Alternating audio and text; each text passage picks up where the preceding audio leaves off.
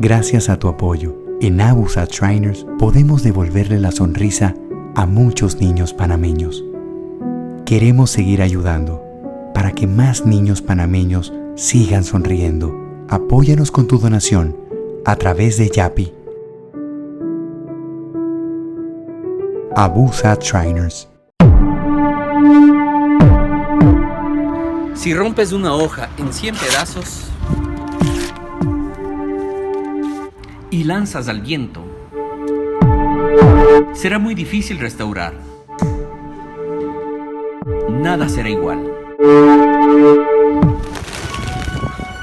Lo mismo puede pasar si tú no verificas, contrastas o eres preciso con la información que haces pública. Fueron 6 heridos y 2 víctimas mortales. Recuerda, la comunicación construye, no destruye. Periodismo responsable. Ya puedes vernos en nuestra página web y conectarte desde cualquier parte del mundo a través de hispaniamedia.tv. Accesa ya y conéctate con la ventana del talento nacional. Somos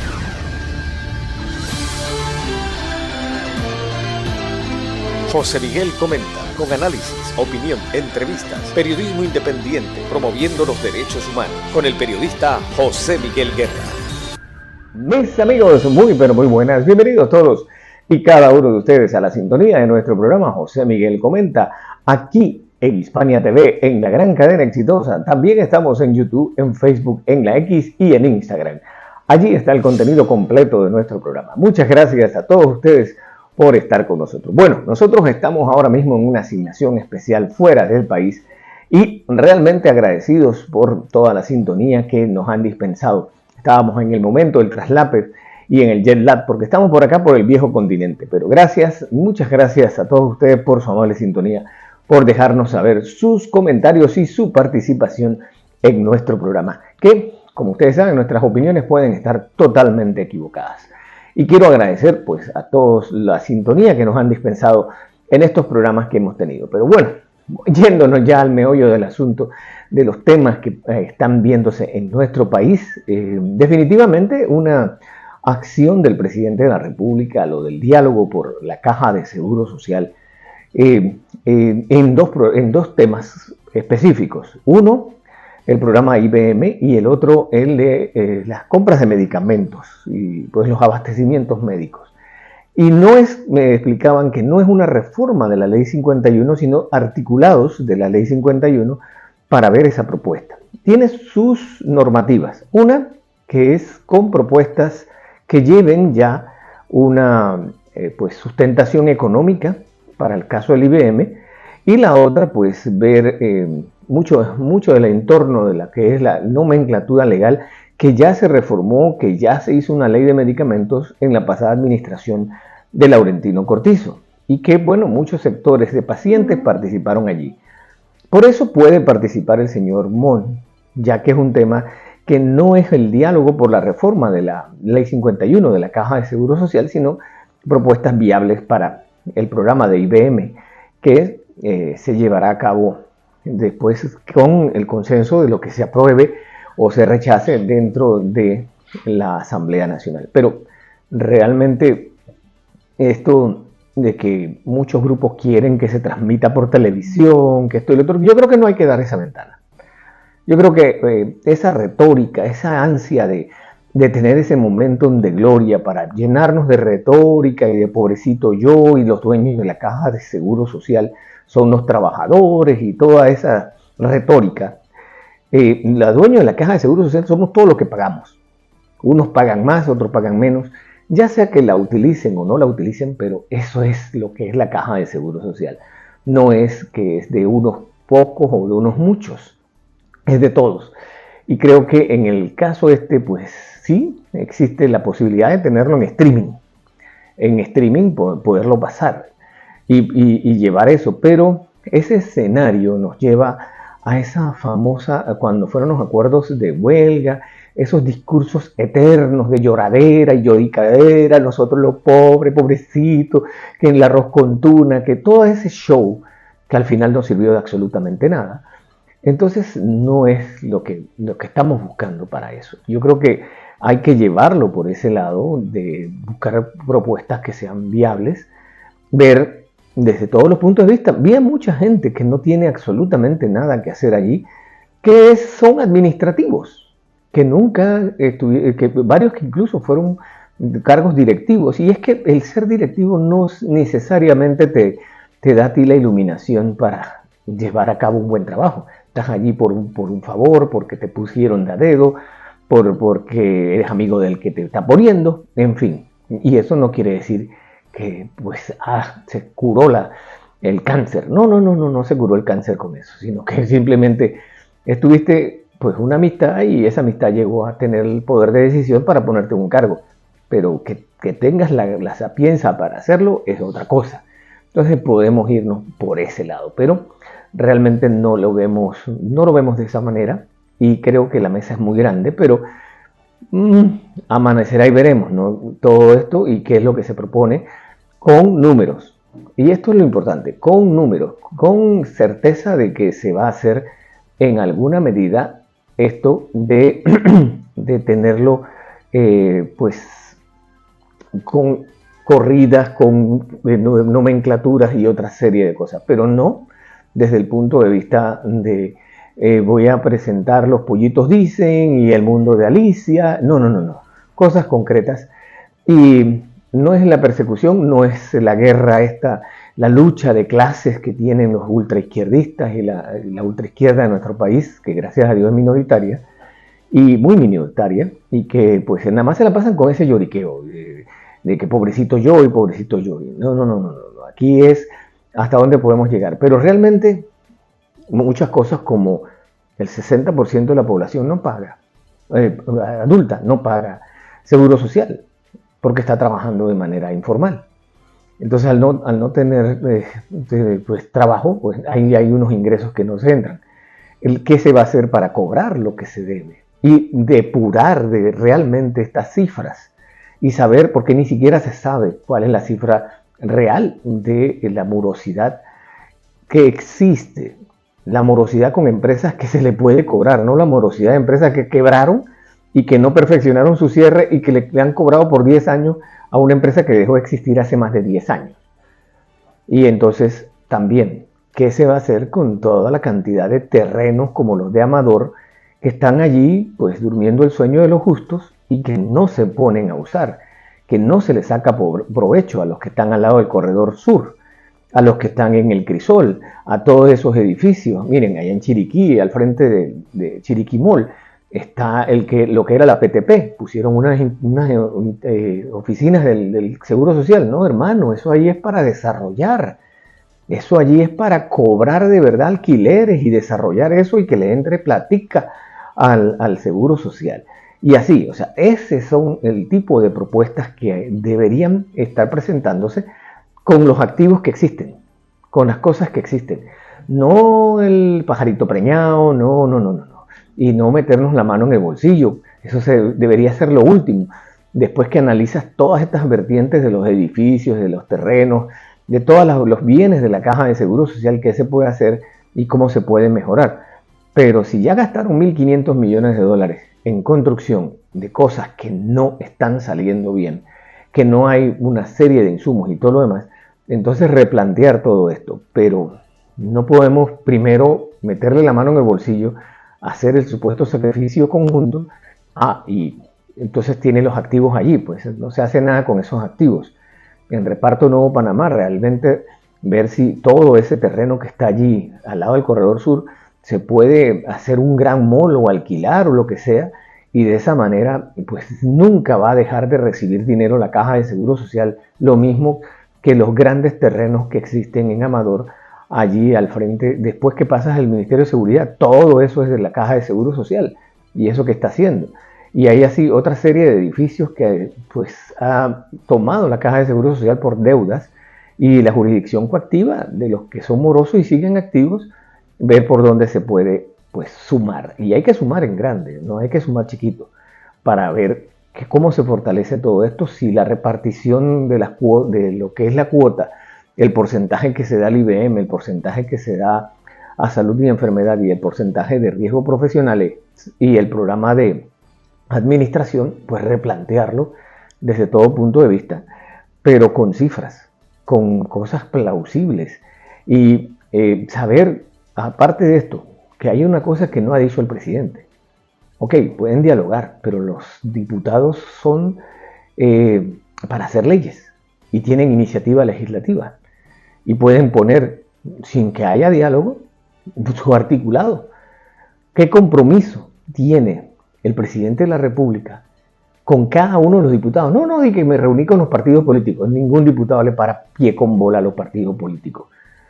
Y menos ahora mismo que no tienen credibilidad ninguno de los presidentes de los partidos políticos que están demandados de la palera que recibieron en las elecciones.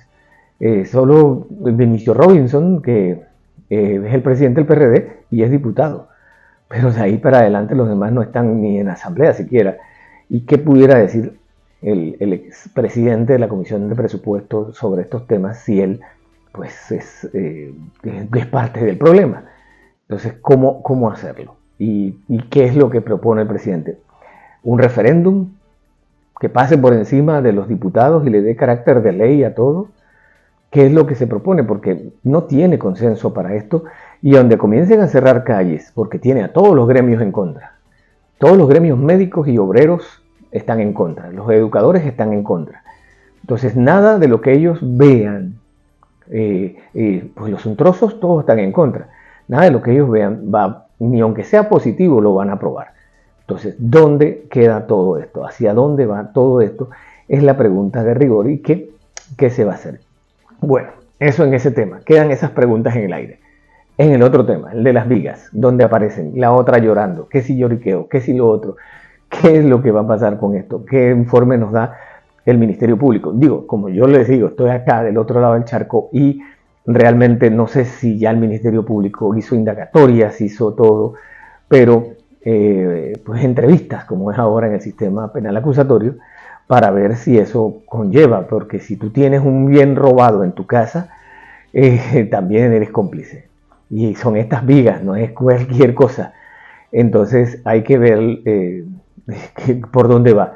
Dicen que Sabonge dijo el lunes que esto ya era para descarte, pero el descarte lo hace el MEF y la Contraloría, no el Ministerio. Y no puedes disponer de un bien del Estado así tú seas ministro, no puedes disponerlo. Tiene que ser el MEF y la Contraloría el que hace el descarte. Por eso es que hay muchos carros por allí, viejos en las instituciones, esa gran, todas las unidades que hayan dejado de funcionar, están para descarte, pero no ha llegado el descarte porque eso lo hace la Contraloría y el MEF, y creo que nada más son 2 funcionarios para todo el gobierno, y eso queda allí, tomando pues sol y agua y haciendo casa para cualquier tipo de alimañas, pero de esa manera es que funcionan los descartes. No porque el titular de la cartera dice, ya es para descarte, llévatelo, no. Es a través de lo que establece la normativa. Entonces, esa investigación que ha embarrado a mucha gente, decía Nestalí el martes, no que ya le iban a aparecer vigas ahí en Villa de la Fuente, donde vive nuestro amigo Nestalí, le iban a aparecer en el apartamento al ver el video de una cantante llorando. No, definitivamente, porque él se mete en este tema. Realmente es incomprensible como el fentanilo. Como lo del fentanilo, que por mucho tiempo no se ha sabido nada del fentanilo de la Caja de Seguro Social y en qué quedó eso. No he podido ver. No pude ver si ya fue. Él tenía, el director que está saliendo, tenía que ir ayer martes a la asamblea, pero no pude ver si fue o no fue para ver el hándicap, porque yo estaba apostando de que no iba a ir. Y entonces vamos a ver si van. Nos vamos a poner al día. Acá son 7 horas donde me encuentro, que estamos arriba del tiempo en Panamá. Así que tengo que ver ponerme al día de las cosas que están por allá pasando en nuestro país. Y bueno, también lo del jet lag que nos afectó un poco. Y vamos a tener esa información. Pero sí, si le preguntaron en la asamblea lo del fentanilo al director de la Caja de Seguro Social, y si el Ministerio Público en algún momento lo va a decir. Porque imagínense, ya dice la ministra de Educación, esa sí la vi a Lucy en el pleno, que había gente que estaba cobrando y que ya había fallecido. ¿cómo puede ser posible eso? Si el mismo Seguro Social te pide prueba de vida. ¿Y cómo se pagó? ¿Y quiénes fueron? Y que ya iba a presentar las denuncias para o que ya las presentó. Porque tiene que cuidarse. Porque el mismo presidente ha dicho, dejen de estar haciendo show y presenten denuncias en el Ministerio Público. Y hasta el sol de hoy, pues creo que son menos de 10 las que han presentado del Ejecutivo. Y de los representantes de corregimiento creo que menos de 5. Y de los alcaldes creo que 1 o 2, pero de la misma alcaldesa, la de San Miguelito. De ahí no he visto más nada. Y las cosas pues sumando. Pero ese es el tipo de situaciones que tenemos que llegar. Y como les digo, esto se está institucionalizando. Estamos avanzando en el mes de septiembre. Y pareciera que pues como nosotros vamos adelantados en casi todo, vamos viendo que ya no iba a pasar absolutamente nada con la nueva administración. Solamente era el cambio de personas. Lo malo era que ellos no estaban en los cargos y lo bueno era para los otros. Así que, bueno. Y bueno, eso es lo que le quería comentar de nuestro programa del día de hoy. Y yo quiero pues ahora presentarles a Johanny Sánchez con un compendio de los informes que ella nos da diario de lunes a viernes, con un día de atrás, porque como ella a veces no puede transmitirnos, y por lo regular cuando ya ella los emite ya ha pasado el programa del día, así que es para el día siguiente, pero estamos contribuyendo allí, cambiando la narrativa desde allá, desde la ventana 14 de nuestra amiga Johanny Sánchez. Y vamos a ver el tema venezolano, esto de los... acá la Unión Europea pues ha señalado que estas personas que tienen detenidas, los europeos que tienen detenidos, no tienen nada que ver con ningún complot. El Departamento de Estado de Estados Unidos ha dicho que no existe ningún interés, como dicen los adláteres de la dictadura en Venezuela, que es la CIA, el mismo cuento de siempre. Y pues ellos lo rechazan. Y también vemos cómo Arizona está también en otras cosas de la elección de Estados Unidos que tienen que ver con normativas para perseguir a los migrantes ilegales en ese estado. Y por supuesto mucho de lo que fue el segundo atentado contra la vida de Donald Trump en Estados Unidos, que pues por un lado dice que hay que darle más recursos al servicio secreto, y por el otro lado pues todo lo que se sabe ahora de que este hombre estuvo acechando más de 12 horas allí cerca de lo que es el club de golf donde jugaba Donald Trump, y todas esas informaciones que han salido con relación a esto. Por supuesto, don Gustavo Petro, que ahora se mete con todo el periodismo en general a decir que pues solamente son papagayos de lo que dicen sus jefes y el interés económico, como si todos los que él tiene en su propaganda no dicen lo que él quiere con la plata del pueblo, porque no puedes tirar la piedra y esconder la mano con eso. O aceptas o no aceptas. Y eso es, o tienes cuñas o pagas. Y eso pues hay que verlo desde ese punto de vista. Y bueno, un compendio de cosas interesantísimas. En el mes de la herencia hispana vamos a ver también en el Museo de la Herencia Cultural Mexicana en Washington DC, y otros informes que nos llegan acá, pues que nosotros vamos a compartir con ustedes en José Miguel Comenta. Después de este cafecito amargo, pues me voy a la merienda escolar. Hace muchos tiempos las escuelas cubanas incluían para sus educandos, especialmente en las escuelas primarias, una porción de alimentos a media mañana, que a veces era un refresco, a veces un dulce, una galleta, y estaba, digamos, pues incluida. Los que nacimos en esos años y cursamos la escuela primaria en los 80, pues veíamos eso como algo permanente, como algo que nos tocaba, como algo que venía per se por el hecho de estudiar en una escuela cubana. Pero esos tiempos, señoras y señores, hace mucho tiempo quedaron atrás, y el sálvese quien pueda se ha impuesto, y ahora los niños fundamentalmente y adolescentes cuentan con la merienda que les buscan sus familiares. Cada familia debe gestionar por su cuenta y sufragar eso que después el estudiante va a comer a media mañana para poder seguir el proceso docente. Y ahí es donde se provocan pues las diferencias sociales muy marcadas desde niños que sus padres no pueden lograr que vaya a la escuela con algo que echarse en la boca, y otros que llevan pues productos quizás más caros, llevan refrescos importados, galletas, incluso sándwiches que, destapan la competitividad, los resquemores y los dolores también entre otros colegas del aula que no pueden hacerse con esos productos. Pero por otro lado, también se está dando el caso de que la mayoría de las cosas que se pueden comprar en la Cuba de hoy, que están al acceso de algunos bolsillos para que los niños y adolescentes coman en su escuela, no son para nada productos saludables. Estamos hablando fundamentalmente de galletas con mucho azúcar, refrescos, gaseosas también muy azucarados, porque costear una fruta, poner en esa lonchera, en esa mochila algo saludable es prácticamente imposible para la mayoría de las familias que yo conozco. Un pedazo de mango, una guayaba, algo así es inalcanzable para la mayoría de los bolsillos sostenerlo además durante una buena parte del mes. Estamos hablando de 5 días a la semana en que ese estudiante tiene que llevar algo para sostenerse mientras está en la escuela. Entonces, ¿qué se da? Bueno, que se consumen alimentos que no son recomendables para la salud de los niños que están en formación, están en crecimiento. Entonces, azúcar, que cosas dulces la mayoría, pero no es alimentos saludables, y la escuela no puede hacer nada más porque no tiene los recursos para estandarizar o dar, digamos, una ración a cada uno de estos alumnos. Así que en eso estamos. No solamente son las diferencias sociales, es la salud de nuestros hijos y nuestros nietos la que se está viendo seriamente comprometida con esta crisis.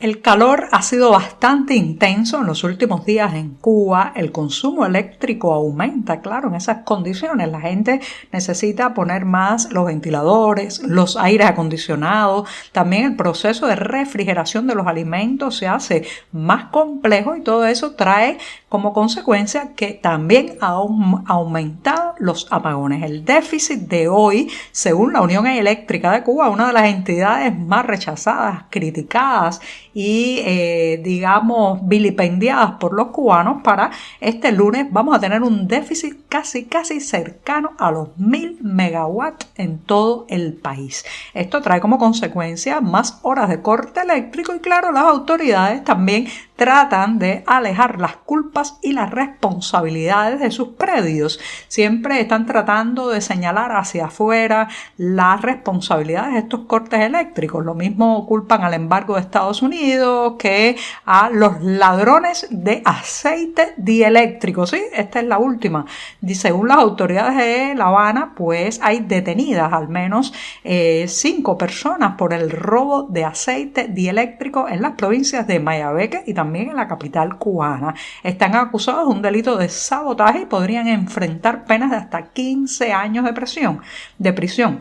¿Qué significa este aceite dieléctrico? Bueno, pues es la sustancia que se utiliza normalmente para el tema de los transformadores eléctricos, ¿verdad? Que así esta gente robándose este aceite, dice que parece ser que los vendían después en el mercado informal. Lo trapichaban, como se dice en buen cubano, para revenderlo en el mercado informal. Pero señoras y señores, esto no es la razón por los cortes eléctricos. Esto es algo muy puntual y también una cortina de humo para que no nos fijemos realmente en el gran responsable de los apagones en Cuba, que es el Estado cubano, que no ha logrado en más de 60 años de gestión de las termoeléctricas y del entramado del sistema energético nacional invertir, garantizar los veranos sin apagones y además de eso reparar, invertir, gestionar con eficiencia. Ha sido verdaderamente un desastroso gestor del sistema eléctrico cubano. ¿Quién nos iba a decir a los que fuimos niños y adolescentes en los años 70 y 80, cuando el subsidio soviético permitía a la isla importar a raudales alimentos que no se cosechan en los campos cubanos o que no son tradicionales de los campos cubanos, pero que se volvieron muy comunes en los platos de la isla, especialmente en esas bandejas metálicas de los comedores, de las escuelas y de los centros de trabajo? Estoy hablando, por ejemplo, del chícharo, conocido también en otras partes como como arvejas. Los chícharos se hicieron tan familiares en nuestras mesas que incluso había una combinación que la gente rechazaba muchísimo. Le decían los 3 mosqueteros y era arroz, chícharo y huevo. Bueno, pues en aquel entonces siempre se hablaba mal del chícharo. Esa combinación de los 3 mosqueteros era lo peor que te podían servir en la bandeja de un preuniversitario en el campo o de un campamento agrícola, y sin embargo ahora hay quien suspira en Cuba por los chícharos, porque los chícharos han pasado de ser ese alimento de pobres, ese alimento desdeñado, ese alimento rechazado, para convertirse en un lujo. Sí, en un lujo. Ahora mismo una libra de chícharos en los mercados de La Habana se cotizan por encima de los 320 pesos. Esto es más o menos el equivalente a $1, pero esa traslación no evidencia la crudeza del costo de una libra de chícharos. Basta decir que, por ejemplo, una pensión mensual de 1.400 pesos pues daría, y esta es una pensión bastante típica en la isla, daría para comprarse 4 libras de chícharos y un poquito más. 4 libras de chícharos es la pensión ahora mismo de un jubilado en Cuba, de un jubilado promedio. Hay quienes tienen pensiones más altas, pero la mayoría está alrededor de los 1.400, 1.800 pesos. Bueno, pues necesitaría toda su pensión para comprarse 4 libras de chícharos. El alimento despreciado se ha convertido en un lujo, pero además en menos de un año, según los registros de precios que lleva el diario 14 y medio, se ha disparado de 100 pesos la libra a 320. Si la subida sigue así, el chícharo ya no podrá llamarse mosquetero, de esa combinación de los 3 mosqueteros, ya tiene precio de cardenal.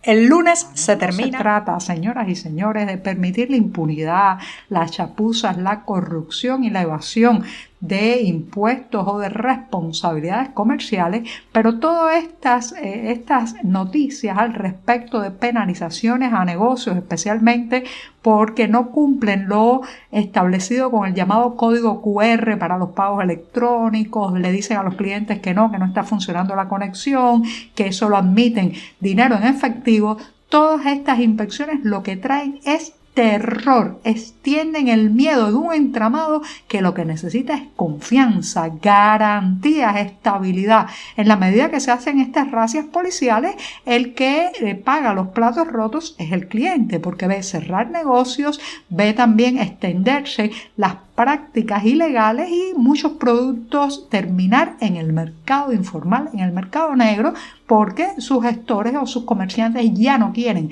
venderlo de manera transparente y pública para evitar justamente todos estos golpetazos, todos estos castigos oficiales.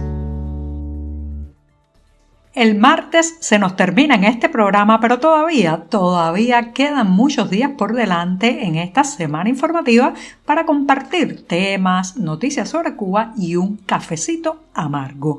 Voy a despedir el programa de hoy con una recomendación para esos que estén el próximo viernes 20 de septiembre en la ciudad de Miami, Florida, Estados Unidos. Allí mismo, en la capital del exilio cubano, específicamente en el Centro de las Artes y la Cultura Hispánicas de esa ciudad, pues se estará presentando el libro Cuídate Cuba, de tu propia Cuba, de la mano del escritor Joaquín Gálvez. Este lanzamiento será en el marco de un espacio del que he hablado en varias ocasiones en este podcast. Se trata del Viernes de Tertulia, y allí pues compartirá espacio Joaquín Gálvez con el escritor y periodista Luis de la Paz y también con el crítico Wilfredo Ramos, quien hará además una lectura dramatizada de algunos de los fragmentos de este libro.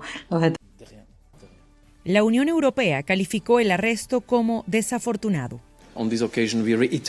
En esta ocasión reiteramos nuestro compromiso de llamar a las autoridades venezolanas a que respeten los derechos humanos, a que detengan las detenciones arbitrarias, no solo de ciudadanos europeos, sino también de miembros de la oposición. El fin de semana, el ministro del Interior, Diosdado Cabello, anunció la detención de 6 extranjeros, entre ellos 2 españoles, un checo y 3 estadounidenses que, según la versión oficial, eran parte de un complot contra el gobierno venezolano. Cabello informó informó que en la operación se decomisaron 400 armas de fuego que, asegura, fueron traídas al país desde Estados Unidos. Estos fusiles eran para hechos terroristas que iban a ocurrir aquí en Venezuela. El ministro del Interior declaró que los 2 españoles eran parte del Centro Nacional de Inteligencia de España, acusación que el gobierno de ese país negó en un comunicado. Pero según Cabello, estos ciudadanos fueron ya sometidos a interrogatorios. Inclusive hablan ellos de un grupo de mercenarios que están buscando para traerlos a Venezuela con objetivos muy claros de asesinar al presidente Nicolás Maduro, a la vicepresidenta Delcy Rodríguez. Las autoridades de Venezuela también acusaron a dirigentes opositores en el exilio y en la clandestinidad de ser parte del plan que afirman fue preparado por la CIA. Yo no tengo que decirle a ustedes que eso es falso, porque ustedes lo saben. Supongo que arreciarán mi búsqueda y sé que no estoy exento a ser detenido con tan falsas acusaciones. El gobierno de Venezuela dijo que en total hay 14 detenidos por formar parte de esta trama. Adriana Núñez Rabascal, Voz de América, Caracas. La CIA está al frente de esta operación. El Departamento de Estado rechazó las acusaciones de participación de la CIA en un supuesto complot para asesinar al líder venezolano Nicolás Maduro y desestabilizar su gobierno. Esto después de que las autoridades venezolanas dijeran que arrestaron a 3 estadounidenses, entre ellos un soldado de la Marina. En un comunicado, Washington calificó las acusaciones de categóricamente falsas. No especularía sobre por qué.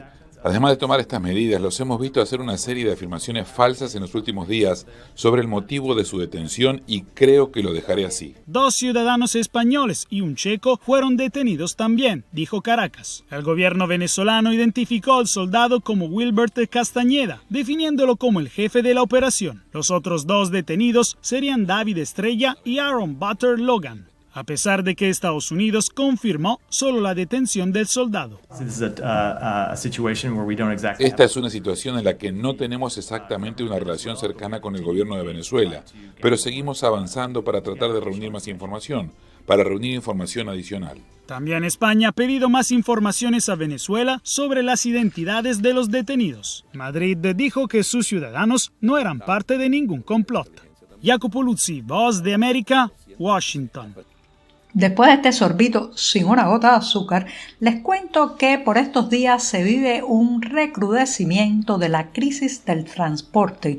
No solamente del transporte público, que ya en La Habana es prácticamente una utopía dolorosa, hacerse la idea de que la guagua, el ómnibus va a pasar, de que uno va a llegar temprano al trabajo o al centro docente en uno de esos vehículos de las rutas oficiales, sino que también el transporte privado, el particular, está gravemente afectado. Los llamados almendrones, esos autos chirriantes con un montón de remiendos, prácticamente Frankenstein, que ruedan por nuestras calles, también le están pasando mal por la falta de combustible y por los controles oficiales que quieren imponer precios topados para algunas rutas y tramos. Bueno, pues en medio de eso sorprende que aplicaciones a través de la telefonía móvil, como por ejemplo La Nave o también la agencia René, funcionen con eficiencia en medio de una ciudad prácticamente colapsada por la falta de transporte y de combustible, ¿sí?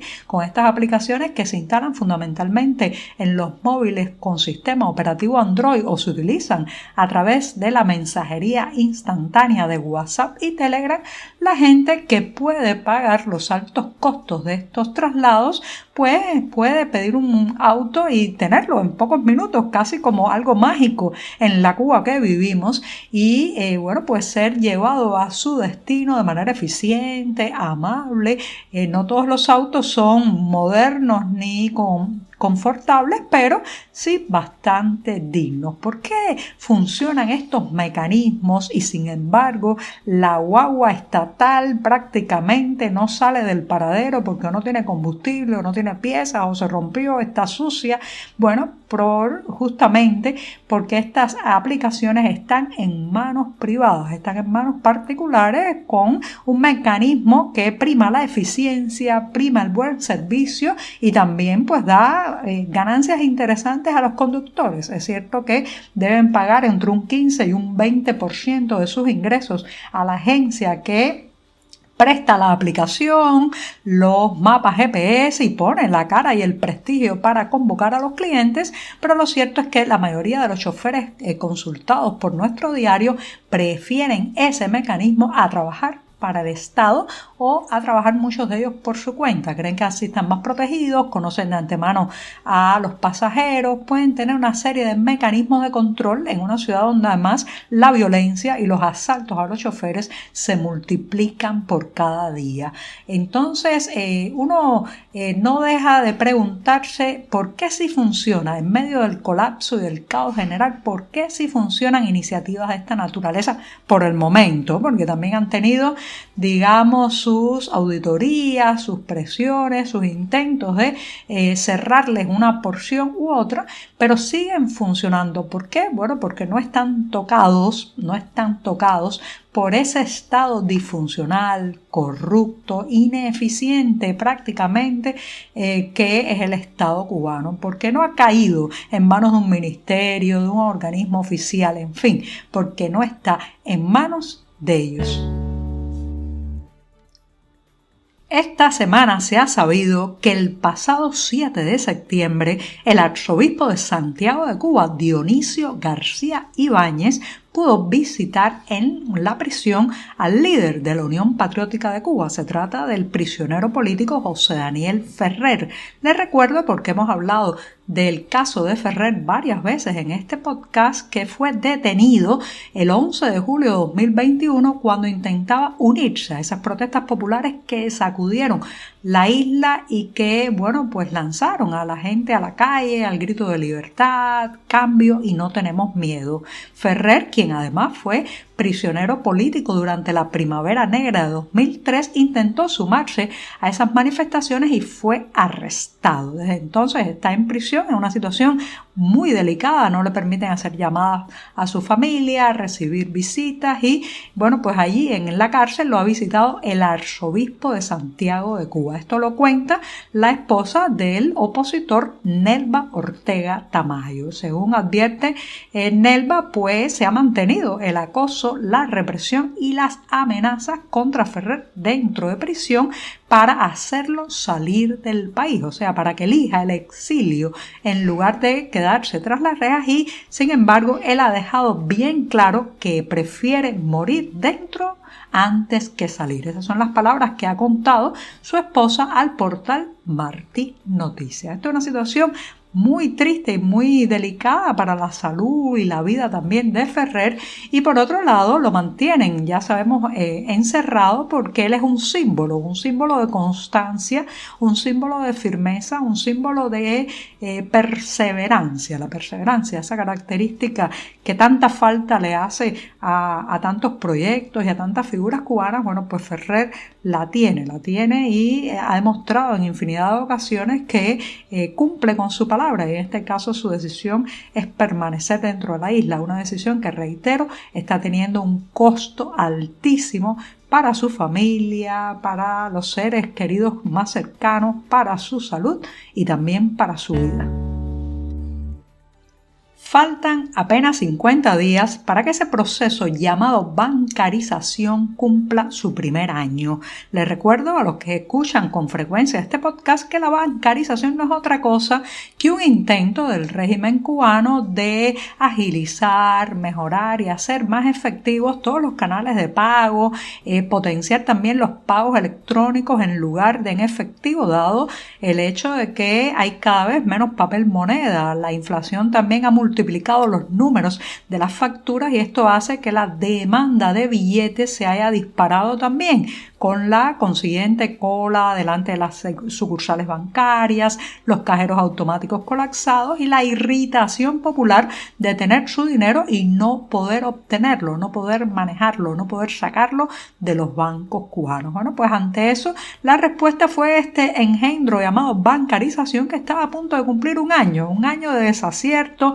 un año de no haber logrado sus objetivos. Sin embargo, lo que sí ha logrado es extender el temor, la paranoia y la desconfianza, porque con frecuencia leemos en los medios oficiales que se ha hecho una ola de inspecciones, controles y multas contra los negocios que no siguen al pie de la letra los por cuantos de esta bancarización. Ese es el caso. Documentos presentados al tribunal revelan que el sospechoso de un presunto atentado contra el expresidente Donald Trump en la Florida acampó en un campo de golf con comida y un fusil durante casi 12 horas antes de que un agente del servicio lo detectara y abriera fuego. El equipo de seguridad de Trump estaba asegurando las áreas del campo de golf cuando vieron a Ryan Wesley Ruth, de 58 años, armado y escondido entre los arbustos. Los agentes del servicio secreto dispararon, pero el sospechoso huyó y fue arrestado poco después. En el lugar, las autoridades hallaron un fusil estilo AK-47 con una mira, una cámara GoPro y 2 mochilas. Según informaron, el sospechoso no tenía a Trump en su campo visual y no disparó su arma. Una declaración del FBI reveló que las agencias de la ley usaron los datos del celular del sospechoso para ubicarlo en el campo de golf desde la 1:59 de la mañana hasta la 1:31 de la tarde del domingo.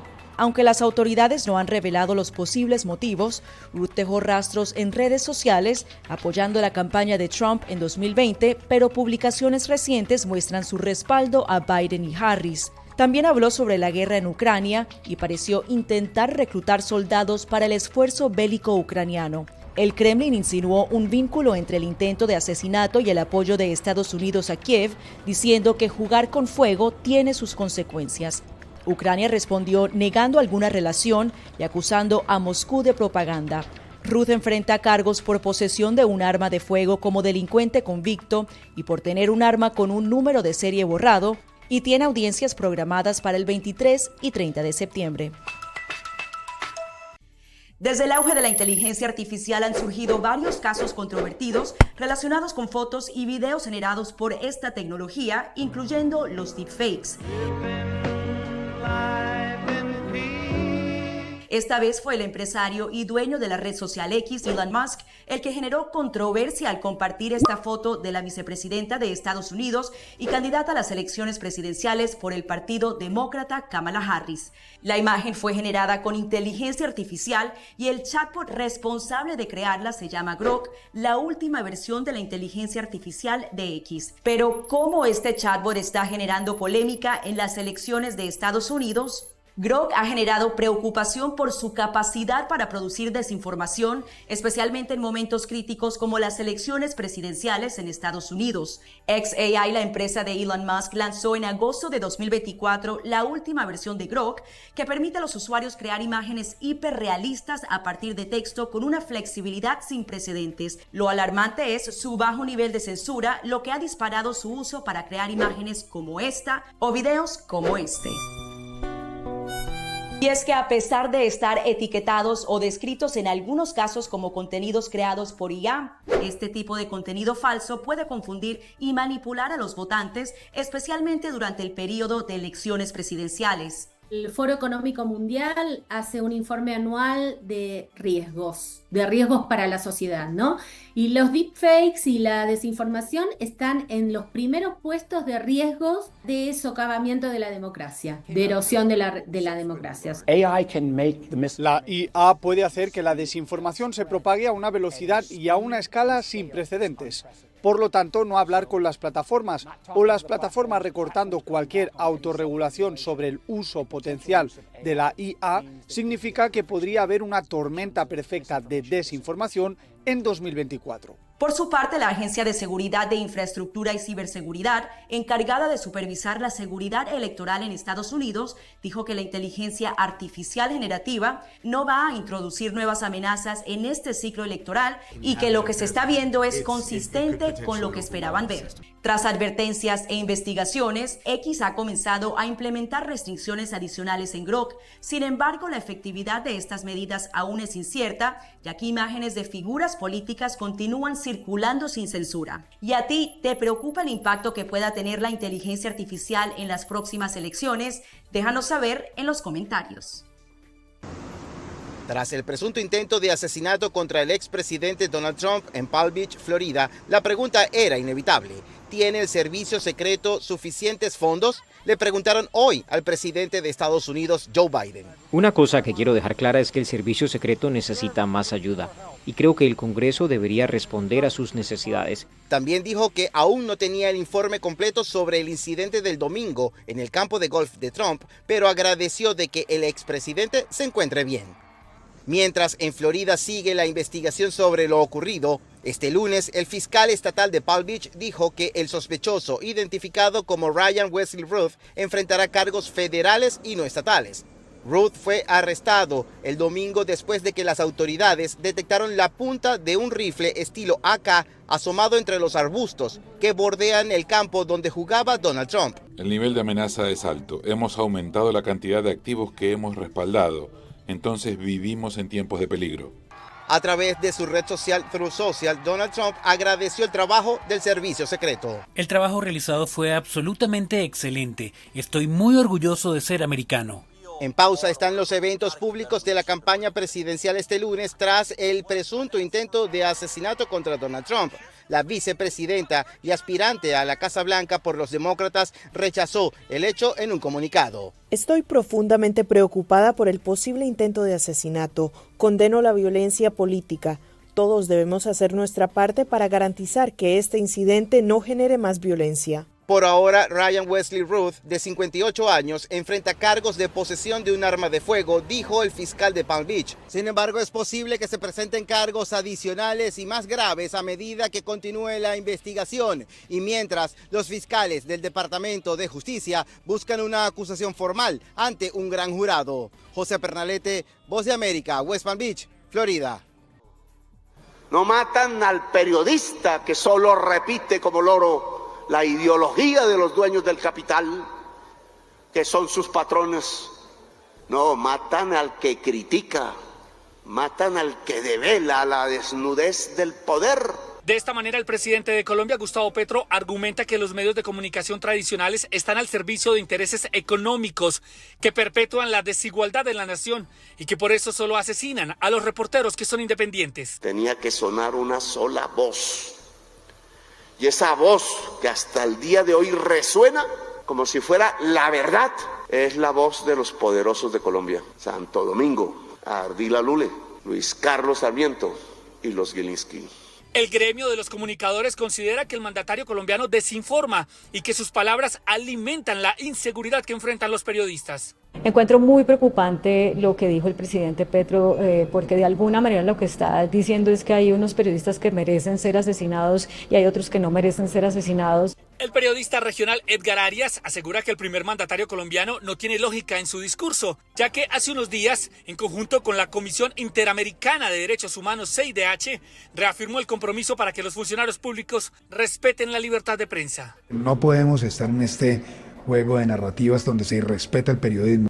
La Fundación para la Libertad de Prensa contabiliza que 4 periodistas colombianos han sido asesinados en lo que va del año. Yair Díaz, Voz de América, Bogotá.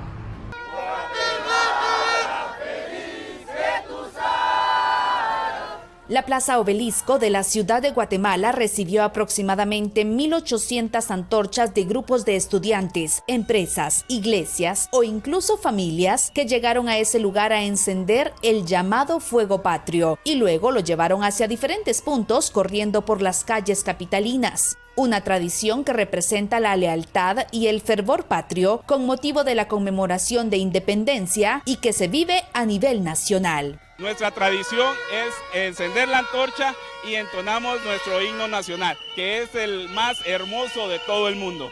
Los grupos de guatemaltecos que llevan la antorcha se organizan con anticipación para ser parte de esta tradición. Con mucha felicidad, la verdad que estamos contentos de unirnos a esta gran fiesta para todos los guatemaltecos. Y después del encendido del fuego patrio, durante el 15 de septiembre la ciudad se vistió de gala con el paso de las bandas escolares en el desfile de independencia. Con mi hija y su novio venimos a ver el desfile, a ver a mi hija que estudia en la clase central. Al cumplirse 203 años del aniversario de independencia, desfilaron más de 100 bandas escolares, mostrando su talento y vistiendo sus mejores galas. Veníamos en un autobús, nos bajaron y se fueron directamente a nosotros. Así describe Cindy Vázquez, migrante hondureña, su travesía por México, en donde fue secuestrada por el crimen organizado, mientras se trasladaba rumbo a la frontera para pedir asilo en Estados Unidos. Uno ha escuchado pues historias anteriormente que uno piensa que a uno no le van a suceder. Luego de ser secuestrada, Cindy fue privada de su libertad en una bodega a las afueras de Chihuahua junto con otros migrantes de diferentes nacionalidades, para luego ser liberada por sus captores. Llegó a pagarse $10,000 y pues $10,000 que se deben. Cindy corrió con suerte luego de ser liberada y no formará parte de las estadísticas de desaparecidos, un problema que en su mayoría quedan en el anonimato sin la denuncia correspondiente. En Chihuahua únicamente están registradas 18 personas del 2022 a la fecha. Pues nos parece muy sorprendente, ¿no? Porque sabemos que la cantidad de personas e incluso testimonios dicen pues que hay muchísimas más. Las desapariciones de migrantes en México en su mayoría son difíciles de denunciar, debido a que muchos de ellos viajan en solitario y sus familiares se encuentran fuera del país. Cindy agradece la rápida reacción de su hijo para pagar el rescate que hoy la tiene con bien, esperando su cita con migración a través de la aplicación CBP One. Mi hijo vendió su carro y pues tuvo que conseguir prestado y pues ¿qué iba a hacer? Era nuestra vida. César Contreras, Voz de América, Ciudad Juárez, México. Ya son 6 las escuelas en Springfield, Ohio, que habrían recibido amenazas violentas, situación seguida a las infundadas acusaciones republicanas contra migrantes haitianos. Según informaciones de prensa local, 2 colegios habrían sido evacuados, pero se desconoce si tendrían relación con presencia de explosivos, hechos que se suman a la cancelación de otros eventos públicos. La seguridad de nuestros residentes y visitantes tiene que primar. Entre tanto, el nominado a la vicepresidencia por el Partido Republicano, J.D. Vance, en una entrevista con la cadena ABC este domingo, defendió los rumores sin fundamento de que los migrantes haitianos de Ohio comen perros y gatos, hechos que, aunque negados por el gobernador, han causado cierre de múltiples instituciones por asuntos de seguridad. La comunidad de Springfield, Ohio, se ha mostrado indignada. No puedo siquiera empezar a describirles lo asustados y ansiosos que están ahora mismo los haitianos. Y todo esto podría detenerse si la gente simplemente admitiera que ha sido mal informada, que esto no ha sucedido. El padre de un menor que falleció en 2022 tras un accidente automovilístico también hizo un llamado en días pasados a Trump y Vance para que dejen de promover la narrativa de que su hijo fue asesinado por un migrante haitiano. Mi hijo Aiden Clark no fue asesinado. Murió accidentalmente a manos de un inmigrante haitiano.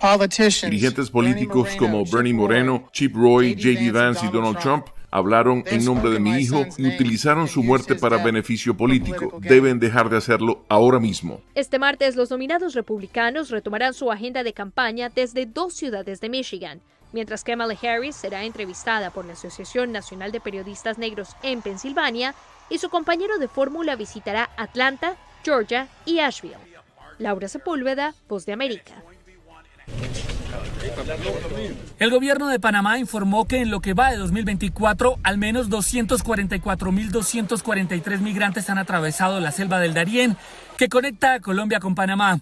Esta cifra representa una disminución de 110.056 personas en comparación con el mismo periodo del año anterior, con una reducción interanual del 31%.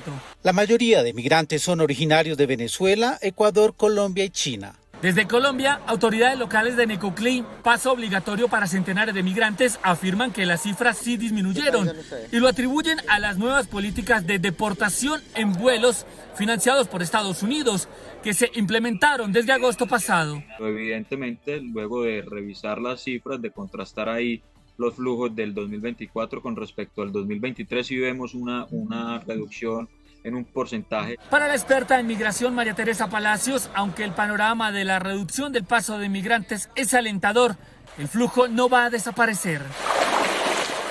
La migración no ha desaparecido porque las condiciones estructurales de desigualdad, de falta de oportunidades, de falta de acceso a derechos de las personas inmigrantes de países latinoamericanos no han desaparecido. Según la Armada de Colombia, debido a los cierres en la selva del Darién por parte de Panamá, migrantes estarían utilizando otras salidas ilegales, como por la ruta de la isla de San Andrés. Yair Díaz, Voz de América, Bogotá. En este mes de la herencia hispana en Estados Unidos, con nuestra Cámara de la Voz de América, le invitamos a conocer una mansión histórica en Washington que alberga un tesoro invaluable de arte y cultura.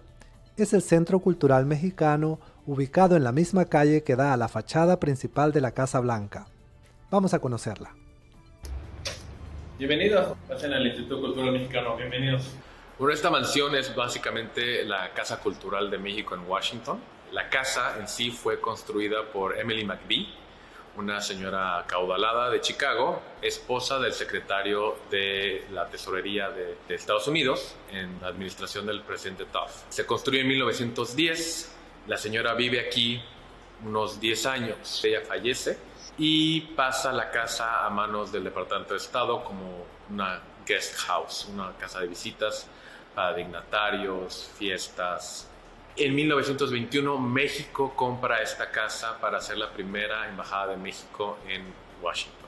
Y pues esta es una casa Art Beau, hermosa, con arquitectura italiana, francesa, británica, patrimonio de la ciudad de Washington, histórico, por obviedad, todo lo que ha pasado aquí, ¿no? Y de hecho el gobierno de México continúa nada más manteniéndola, es una labor y una ardua labor en la que mantenemos la casa a flote y no se le puede hacer ninguna modificación por ser patrimonio. Bueno, México, como te comento, ha mantenido la casa intacta.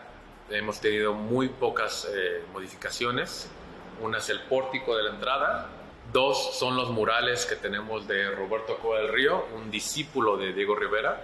Tardó aproximadamente unos 10 años en hacerlos, no por su discapacidad, sino por los momentos de presupuesto que se le daba, ¿no? Tenemos 4 fechas en el mural, en el cual indican cada periodo que fue elaborándolo.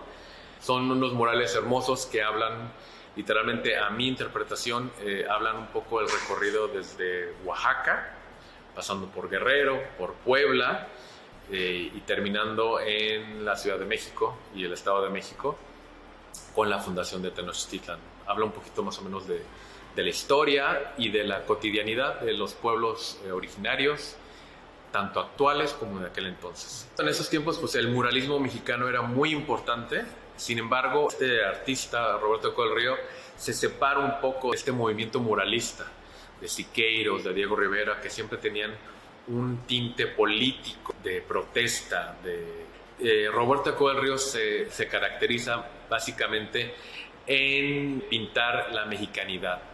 Luego venimos con el mural agrario y de la Revolución Industrial, en el cual tiene una particularidad muy curiosa. En tiempos cuando esta era oficina de gobierno, un funcionario de asuntos políticos traía a su hijo, entre un chamaquito y un joven pintor, hicieron amistades, lo pinta en el mural, sin saber que pues, cuando este chico crece se convierte en uno de nuestros autores más emblemáticos de México, Carlos Fuentes, ¿no? Una leyenda de la literatura mexicana. Y bueno, continuamos con el mural panamericano, con todos los próceres libertadores de América, en el cual pues nosotros siempre educamos al decir que América somos todos. América del Norte, América del Sur y América Central. Tiene desde Washington, tiene a Miguel Hidalgo, tiene a Simón Bolívar, a Benito Juárez, a Lincoln y a José Martí de Cuba. Entonces es una hermandad, tiene este simbolismo de las dos manos dándose esta fraternidad. La casa tiene diferentes salones que de hecho cuando era una casa habitación, de hecho tenía temáticas muy particulares. Esto nos ayudó mucho para que la embajada continuara con esta temática ahora sí ya más mexicanizada, ¿no? Tenemos un salón de Talavera que el mismo Roberto Acoba del Río trajo la Talavera de Puebla. Es un solarium, es un greenhouse que transformó con la hermosa Talavera originaria de Puebla. Tenemos el salón de música, que es un salón súper afrancesado. De hecho, es una réplica exacta del salón de armas del castillo de Fontainebleau de París, de Francia. Bueno, mis amigos, hasta aquí nuestro programa del día de hoy. Muchas gracias a todos ustedes por su amable sintonía. Recuerden que estamos por acá por Europa, no es nuestro programa normal. Cuando regresemos a Panamá, pues lo estaremos haciendo. pero les agradezco infinitamente la atención dispensada y si el Señor así nos lo permite, regresamos mañana.